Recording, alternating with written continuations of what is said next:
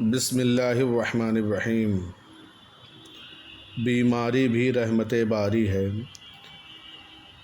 اللہ تعالیٰ نے جیسا کہ ہمیں بتایا ہے، بیماریاں دو قسم کی ہیں، جسمانی دوسری روحانی۔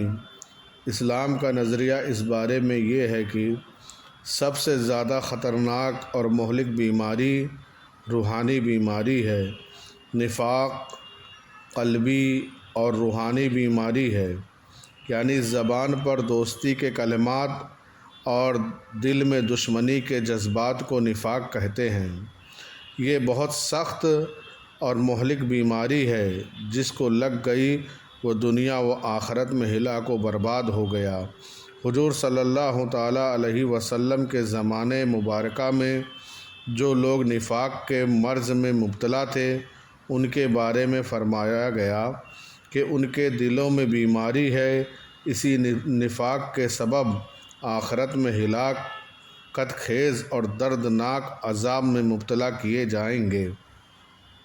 وَلَهُمْ عَذَابٌ عَلِيمٌ، ان کے لیے دردناک عذاب ہے۔ خیال رہے، اس قسم کی بیماریوں کا علاج یہ ہے کہ سچے دل سے توبہ کر کے پورے طور پر اسلام میں داخل ہو جائے۔ نماز، روزہ، دوسرے نیک عمل یا جسمانی تکلیف سے اس کا علاج ممکن نہیں۔ رہی جسمانی بیماری، یہ کوئی خطرناک اور مہلک بیماری نہیں، بلکہ بہت سے روحانی بیماریوں کا یعنی گناہوں کا مؤثر علاج ہے۔ جسمانی بیماری دراصل رحمت باری اور انعام الہی ہے، بشرطے کہ بندہ صبر و شکر سے کام لے کر راضی برضا ہو جائے۔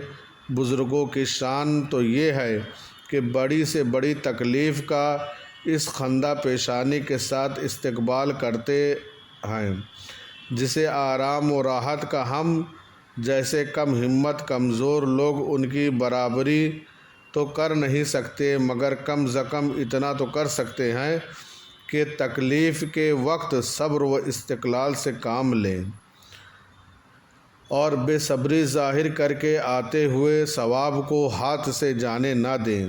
بے صبری سے آئی ہوئی مصیبت ٹل نہیں جائے گی، اور پھر بے صبری سے فائدہ کیا؟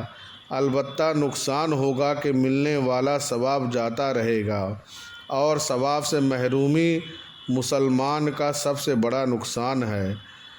وَتَوَاصَوْا بِالصَّبْرِ، مصیبت کی گھڑی میں صبر کرنے والے، دوسروں کو حکم دینے والے گھاٹے میں نہیں بلکہ ان کو فائدہ ہی فائدہ ہے۔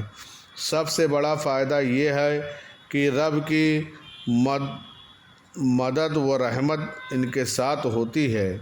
ان اللہ مع الصابرین، بے شک اللہ صبر کرنے والوں کے ساتھ ہے۔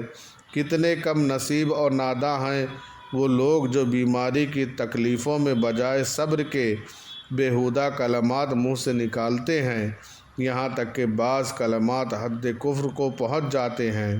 اس طرح مصیبت تو دور ہونے سے رہی، دین بھی تباہ، دنیا بھی برباد، کفر کی لعنت سر پر سوار، اللہ تعالیٰ پناہ میں رکھے۔